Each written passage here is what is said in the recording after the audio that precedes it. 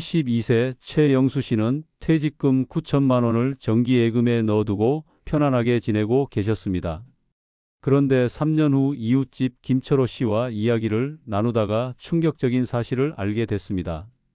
같은 금액을 같은 기간 동안 예치했는데 김철호 씨는 최영수 씨보다 무려 400만 원이나 더 많은 이자를 받았던 겁니다. 대체 어떻게 이런 일이 가능할까요? 같은 돈, 같은 시기에 넣었는데 왜 이렇게 큰 차이가 났을까요? 혹시 지금 여러분도 최영수 씨처럼 손해를 보고 계시는 건 아닐까요? 이건 단순한 운의 문제가 아닙니다. 지금 이 순간에도 수많은 60세 이상 분들이 받을 수 있는 혜택을 놓치고 계실지 모릅니다. 그리고 그 손실이 매년 수백만 원씩 쌓여가고 있을 수도 있어요. 더 충격적인 건 이겁니다. 저희 은행에서 조사해 본 결과 60세 이상 고객 중 80%가 자신이 받을 수 있는 금융 혜택을 제대로 활용하지 못하고 있었습니다. 마치 보물 상자 열쇠를 갖고 있으면서도 그 사실을 모르는 것과 같은 상황이었죠. 오늘 이 영상에서 그 비밀을 모두 공개하겠습니다. 지금 당장 구독 버튼을 누르시고 좋아요, 알림 설정까지 해주시면 앞으로 더욱 중요한 노후, 자산 관리 비법들을 가장 먼저 받아보실 수 있습니다. 안녕하십니까? 저는 시중은행에서 26년간 근무하며 현재 지점장으로 일하고 있는 강민수입니다. 제가 직접 상담한 60세 이상 고객만 해도 수천 명이 넘는데 그중 90% 이상이 오늘 말씀드릴 혜택들을 전혀 모르고 계셨습니다. 더 안타까운 건 은행에서 이런 정보를 먼저 알려주지 않는다는 점입니다. 왜 그럴까요? 은행 입장에서는 고객이 물어보지 않으면 굳이 나서서 안내할 의무가 없기 때문입니다. 김철호 씨가 어떻게 400만 원을 더 받을 수 있었는지 자세히 말씀드리겠습니다. 김철호 씨는 9천만 원을 똑똑하게 세 부분으로 나누어 운용했습니다. 5천만 원은 비과세종합저축으로, 3천만 원은 고령자 우대 정기예금으로, 나머지 1천만 원은 단기 유동성 예금으로 배치한 거죠. 각각의 장점을 최대한 활용한 전략이었어요. 반면 최영수 씨는 9천만 원 전체를 그냥 일반 정기예금 하나에 몰아넣었습니다. 연 1.7% 금리에 세금까지 떼고 나니 실제 수익률은 1.44%밖에 안 됐어요. 하지만 김철호 씨는 비과세 혜택과 우대금리를 모두 활용해서 평균 2.6% 이상의 실질 수익률을 기록했습니다. 단순 계산해봐도 차이가 엄청납니다. 최영수 씨는 3년간 총 490만 원 정도의 이자를 받았는데 김철호 씨는 890만 원을 받았어요. 무려 400만 원의 차이가 난 거죠.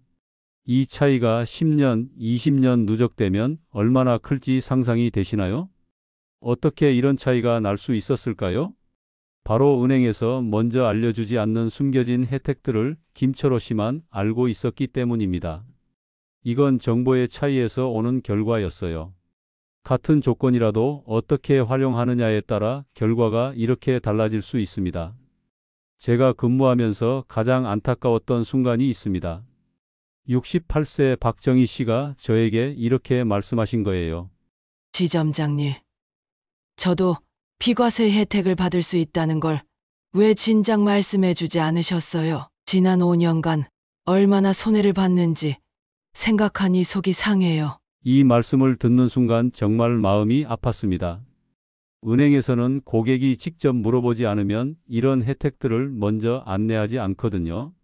업무상 규정도 있고 솔직히 말씀드리면 창구 직원들도 모든 상품의 세부 조건을 다 파악하고 있지는 못해요. 그래서 오늘 여러분께 이 모든 것을 낱낱이 공개하려고 합니다. 첫 번째로 꼭 알아두셔야 할 건 비과세종합저축입니다. 만 65세 이상이시거나 장애인, 국가유공자, 독립유공자, 기초생활수급자, 5.18 민주화 운동 부상자 등의 조건을 갖추신 분들은 5천만 원까지 이자소득세를 한 푼도 내지 않으셔도 됩니다. 이게 얼마나 큰 혜택인지 구체적으로 계산해 보겠습니다. 일반적인 이자소득세는 15.4%예요. 소득세 14%에 지방소득세 1.4%를 합친 거죠. 5천만 원을 연 2%로 예치했다고 가정해 보겠습니다. 일반 예금이라면 연간 이자가 100만 원인데 여기서 세금 15만 4천 원을 떼고 나면 실제로 받는 돈은 84만 6천 원입니다. 하지만 비과세 종합저축이라면 세금 한 푼 안 내고 100만 원을 온전히 받을 수 있어요. 연간 15만 4천 원의 차이입니다. 이걸 장기간으로 계산해 보면 정말 큰 차이예요. 5년이면 77만 원, 10년이면 154만 원, 20년이면 308만 원의 차이가 나는 거예요. 이 돈이면 해외여행도 몇 번 다녀올 수 있고 손주들 교육비에도 보탬이 되겠죠. 그런데 여기서 정말 중요한 소식을 하나 더 말씀드려야겠습니다. 비과세 종합저축은 2025년 12월 30일까지만 가입할 수 있습니다. 올해가 마지막 기회라는 말이에요. 내년부터는 아예 가입 자체가 불가능해집니다. 지금 망설이고 계시다면 정말 큰 기회를 놓치시는 겁니다. 왜 이렇게 급하게 마감되는 걸까요? 정부에서 세제 혜택을 단계적으로 축소하는 정책을 펼치고 있기 때문입니다. 앞으로는 이런 혜택을 받기가 점점 어려워질 거예요. 그래서 지금이 정말 마지막 기회인 거죠. 그리고 비과세 종합저축에는 몇 가지 주의사항이 있습니다. 직전 3개 과세기간 중 한 번이라도 금융소득이 연간 2천만 원을 넘었다면 가입할 수 없어요. 하지만 대부분의 시니어분들은 이 조건에 해당하지 않으니까 크게 걱정하지 마세요. 일반적인 예금 이자나 연금 수준에서는 2천만 원을 넘기 어렵거든요. 또 하나 중요한 건 전국 모든 금융기관을 통틀어서 5천만 원까지만 가능하다는 점입니다. 여러 은행에 나누어서 가입해도 합쳐서 5천만 원이 한도예요. 그래서 한 번에 정확히 계획을 세우시는 게 중요합니다. 또 하나 놓치시면 안 되는 중요한 변화가 있습니다. 올해 9월부터 예금자 보호 한도가 기존 5천만 원에서 1억 원으로 늘어납니다. 24년 만에 대폭 상향이에요. 이제 한 은행에서 1억 원까지 안전하게 보호받을 수 있다는 뜻입니다. 이게 여러분께 어떤 의미인지 아시나요? 기존에는 5천만 원씩 여러 은행에 나누어 넣어야 했던 번거로움이 사라지는 거예요. 예를 들어 2억 원이 있으시다면 기존에는 4개 은행에 나누어야 했는데 이제는 2개 은행에만 나누면 되는 거죠. 그리고 더 중요한 건 금리가 높은 저축은행이나 지방은행에도 더 많은 돈을 안심하고 넣을 수 있다는 점입니다. 예금자 보호가 되는 한에서는 시중은행과 똑같이 안전하거든요. 실제로 지금 시중은행 정기예금 금리는 연 1.4에서 1.8% 수준입니다. 물가 상승률을 고려하면 실질적으로는 마이너스 수익률이에요. 반면 저축은행은 4.3%까지도 가능해요. 거의 2배 이상 차이가 나는 거죠. 구체적으로 계산해 보겠습니다. 5천만 원을 시중은행에 1.8%로 넣으면 연간 90만 원을 받습니다. 세금을 떼고 나면 76만 원 정도예요. 하지만 저축은행에 4.3%로 넣으면 연간 215만 원, 세후로도 182만 원을 받을 수 있어요. 연간 100만 원 이상 차이 나는 거죠. 이런 차이를 10년간 누적하면 1,000만 원이 넘어요. 20년이면 2천만 원 차이입니다. 같은 원금인데 어디에 넣느냐에 따라 이렇게 큰 차이가 나는 거예요. 하지만 여러분이 반드시 확인하셔야 할 조건들이 있습니다. 고금리라고 해서 무조건 좋은 건 아니거든요. 중도해지 조건, 우대금리 충족 요건, 자동제 예치 여부, 예금자 보호 대상인지, 그리고 그 금융기관의 건전성까지 종합적으로 따져봐야 합니다. 다행히 최근에 중도해지 관련해서 좋은 소식이 하나 있습니다. 예전에는 중도해지를 하면 약정금리의 50%밖에 못 받았는데 이제는 예치 기간에 따라 차등해서 최대 90%까지 받을 수 있게 됐어요. 구체적으로 말씀드리면 3개월에서 6개월까지는 50%, 6개월에서 9개월까지는 70%, 9개월에서 11개월까지는 80%, 11개월 이상은 90%를 받을 수 있습니다. 은행마다 조금씩 차이는 있지만 대체로 이런 구조예요. 예를 들어 연 2.5% 조건으로 5천만 원을 넣어두셨다가 11개월 만에 급하게 돈이 필요해서 해지한다면 예전에는 2.5%에 50%인 1.25%만 받으셨어요. 하지만 지금은 90%인 2.25%를 받을 수 있습니다. 5천만 원 기준으로 연간 17만 5천 원의 차이예요. 그럼 이제 구체적인 자산 배분 전략을 말씀드리겠습니다. 여러분이 지금 당장 해야 할 일은 자산을 목적별로 나누는 거예요. 이게 정말 중요합니다. 모든 돈을 한 곳에 몰아넣는 건 절대 좋은 전략이 아니에요. 첫 번째는 생활비 자금입니다. 매달 드는 생활비의 3개월에서 6개월치 정도는 단기 예금이나 자유입출금 통장에 넣어두세요. 급할 때 바로 쓸 수 있어야 하거든요. 보통 월 생활비가 200만 원이라면 1000만 원 정도는 언제든 찾을 수 있게 해두시는 게 좋아요. 이 돈에는 높은 금리를 바라지 마시고 유동성을 우선으로 생각하세요. 두 번째는 비상자금입니다. 갑작스런 의료비나 경조사비, 급작스런 집 수리비 같은 걸 대비하는 돈이에요. 1000만 원에서 2000만 원 정도는 1년 만기 정기예금에 넣어두시면 됩니다. 너무 길게 묶어두면 급할 때 중도해지해야 하니까 1년 정도가 적당해요. 세 번째가 본격적인 투자 자금입니다. 이 돈으로 비과세 종합저축과 고령자 우대 상품을 최대한 활용하시면 됩니다. 만약 여러분이 만 65세 이상이시라면 5천만 원까지는 무조건 비과세 종합저축으로 가입하세요. 이건 선택이 아니라 필수입니다. 네 번째는 5천만 원을 넘는 추가 자금입니다. 이때부터는 고령자 우대 정기예금이나 고금리 저축은행 상품을 알아보시면 됩니다. 보통 만 60세나 65세 이상이면 기본 금리에서 0.2에서 0.5% 정도 더 받을 수 있어요. 이것도 은행마다 조건이 다르니까 여러 곳을 비교해 보세요. 제가 상담했던 70세 이태수 씨 사례를 자세히 말씀드리겠습니다. 이태수 씨는 처음에 1억 2천만 원을 모두 시중은행 하나에 넣어두고 계셨어요. 연 1.6%로 연간 200만 원 정도 받고 계셨죠. 세금을 떼고 나면 실제로는 170만 원 정도였어요. 그런데 제가 상담을 해드린 후에 이렇게 바꾸셨습니다. 5천만 원은 비과세 종합저축으로 연 2.1%에 가입하셨어요. 세금이 없으니까 연간 105만 원을 받으셨죠. 3천만 원은 고령자 우대 정기예금으로 연 2.4%에 가입하셨어요. 세후로 연간 62만 원을 받으셨습니다.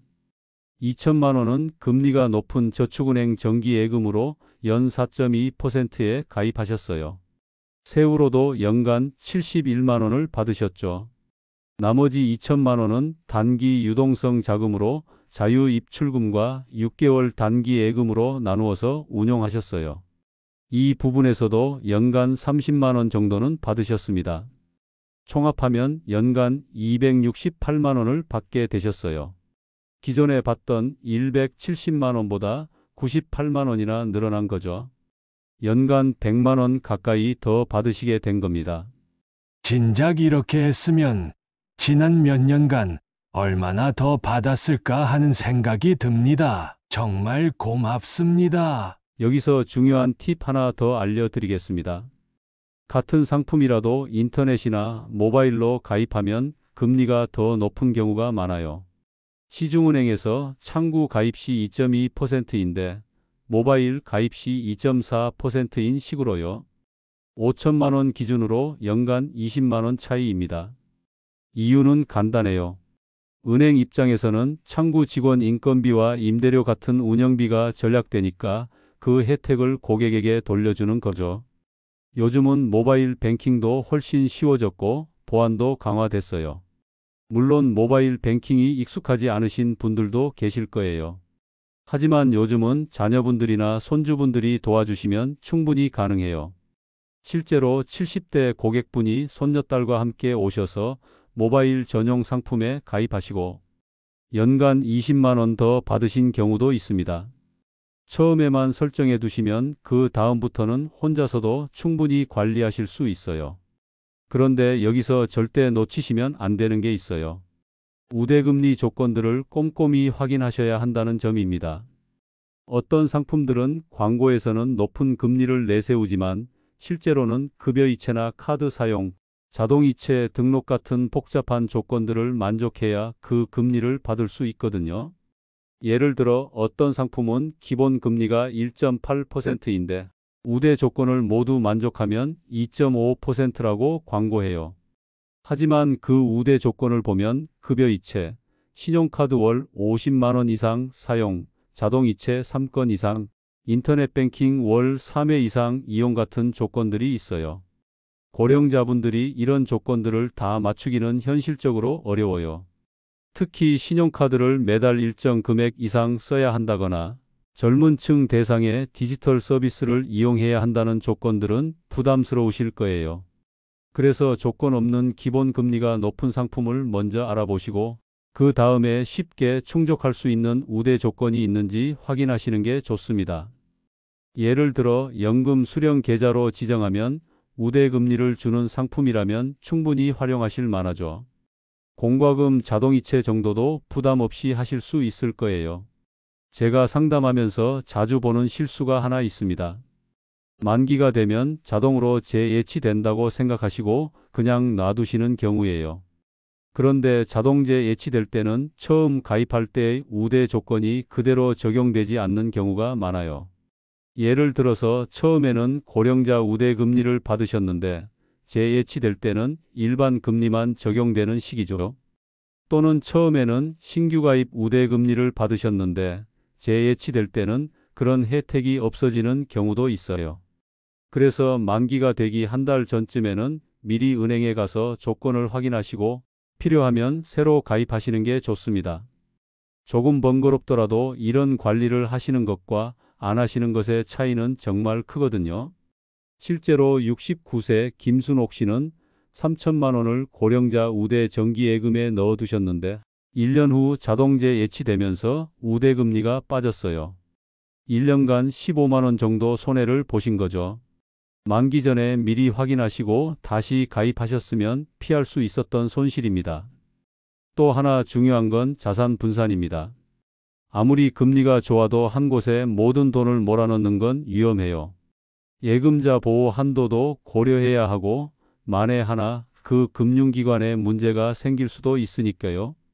제가 추천하는 방법은 이렇습니다.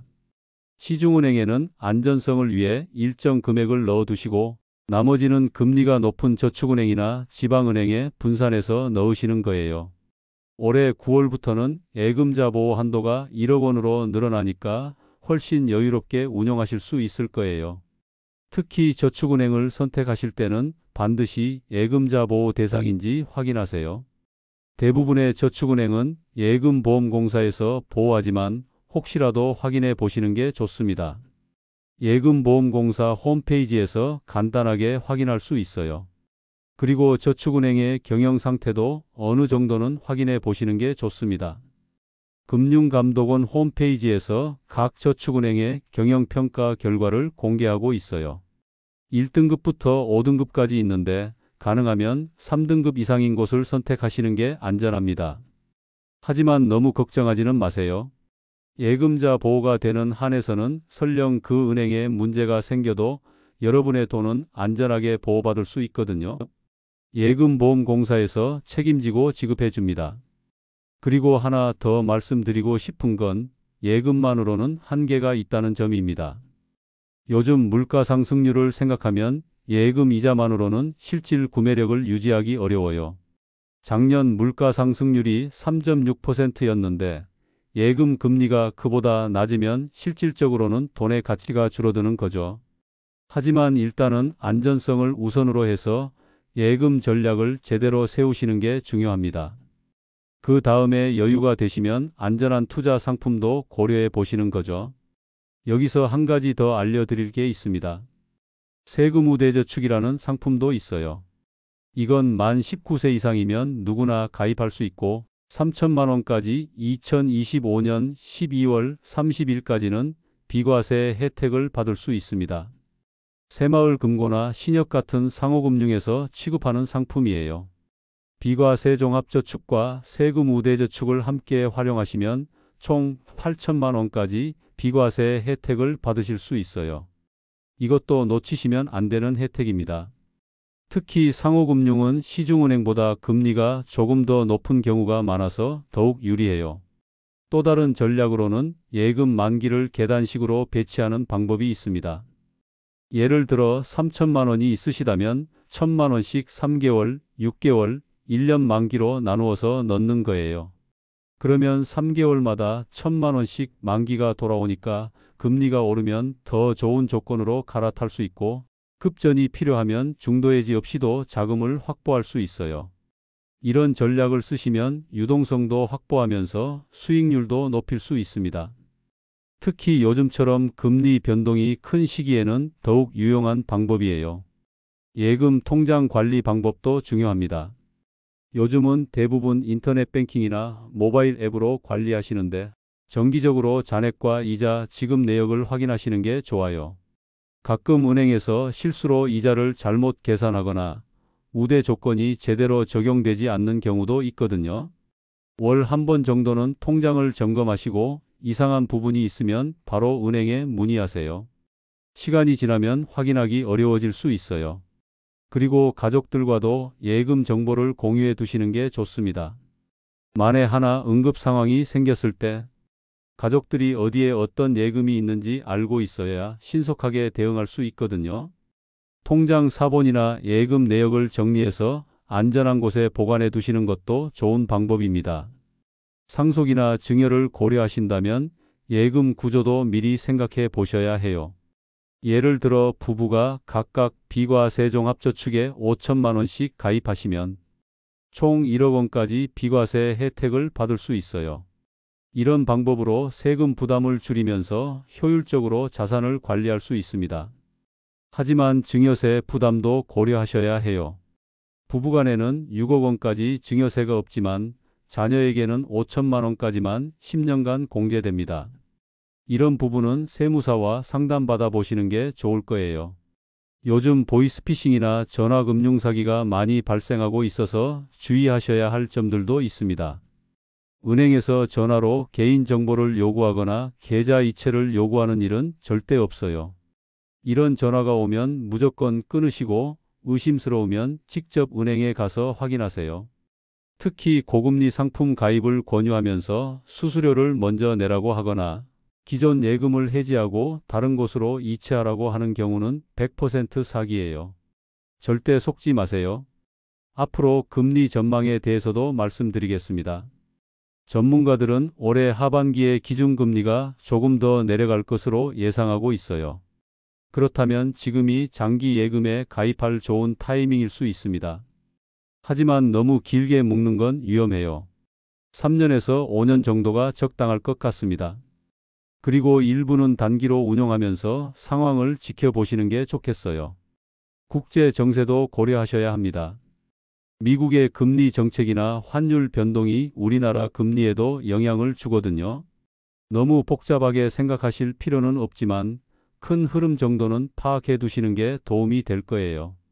은행 선택할 때 고려 사항들도 정리해 드리겠습니다.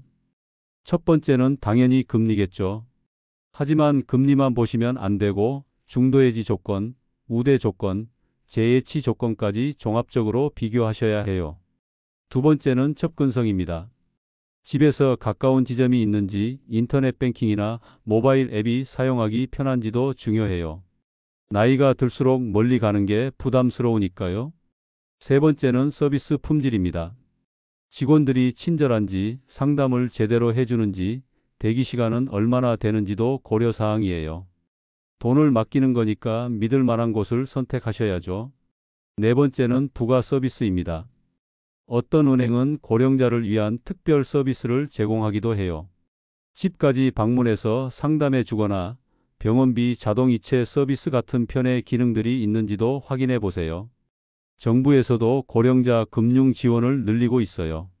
디지털 금융 교육 프로그램도 있고 금융 상담 서비스도 확대되고 있습니다. 이런 서비스들도 적극 활용하시면 도움이 될 거예요. 마지막으로 세무 관련해서 한 가지 더 말씀드리겠습니다. 예금 이자도 소득이니까 건강보험료에 영향을 줄 수 있어요. 특히 지역가입자시라면 이자 소득이 많으면 건강보험료가 올라갈 수 있습니다. 하지만 비과세 예금의 이자는 소득에 포함되지 않으니까 건강보험료에도 영향을 주지 않아요. 이것도 비과세 예금의 숨겨진 장점 중 하나입니다. 지금까지 말씀드린 내용을 단계별로 정리해 보겠습니다. 첫 번째 단계는 현재 보유하고 계신 예금을 점검하는 거예요.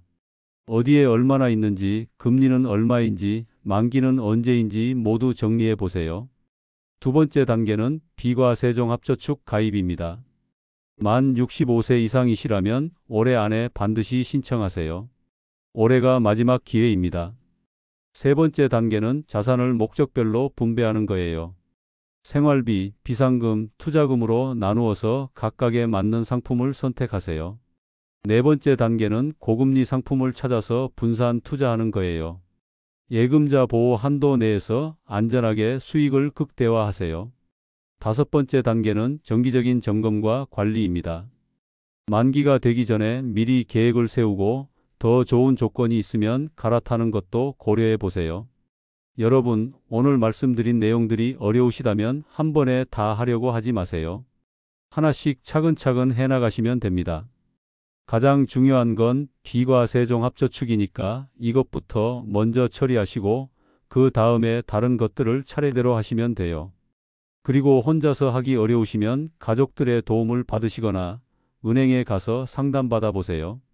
요즘은 대부분의 은행에서 고령자를 위한 전문 상담 서비스를 제공하고 있어요. 마지막으로 한 가지만 더 강조하고 싶습니다. 은행에서는 이런 정보들을 먼저 알려주지 않아요. 여러분이 직접 물어보셔야 합니다. 특히 비과세 혜택이나 고령자 우대 같은 건 고객이 요청해야만 안내해주는 경우가 대부분이에요. 그러니까 이 영상을 보신 후에는 꼭 거래하시는 은행에 가서 본인이 받을 수 있는 모든 혜택들을 확인해 보세요. 이렇게 당당하게 말씀하시면 됩니다. 저는 만 65세 이상인데요. 비과세종합저축 가입이 가능한지 확인해 주세요. 그리고 고령자 우대 상품도 있다면 안내해 주세요. 여러분의 권리니까요. 김철호 씨처럼 똑똑한 예금 전략으로 여러분도 지금보다 훨씬 많은 이자를 받으실 수 있을 거예요. 오늘 말씀드린 내용들만 제대로 실천하셔도 연간 수백만 원은 더 받으실 수 있습니다. 그 돈으로 손주들 용돈도 주시고 좋은 곳에 여행도 다녀오시고 맛있는 것도 드시고 여유로운 노후를 보내실 수 있을 거예요. 돈이 돈을 버는 시대입니다. 같은 돈이라도 어떻게 관리하느냐에 따라 결과가 완전히 달라져요. 여러분도 이제 돈 관리의 전문가가 되어서 현명한 노후 생활을 준비하시기 바랍니다. 여러분의 노후가 더욱 풍요롭고 안정적이 되기를 진심으로 바라며 다음 영상에서는 안전한 투자 상품들과 연금 활용법에 대해 알려드리겠습니다. 구독과 좋아요, 알림 설정 꼭 부탁드리고요. 댓글로 궁금한 점들도 남겨주세요. 최대한 답변 드리도록 하겠습니다. 오늘도 끝까지 시청해 주셔서 정말 감사합니다.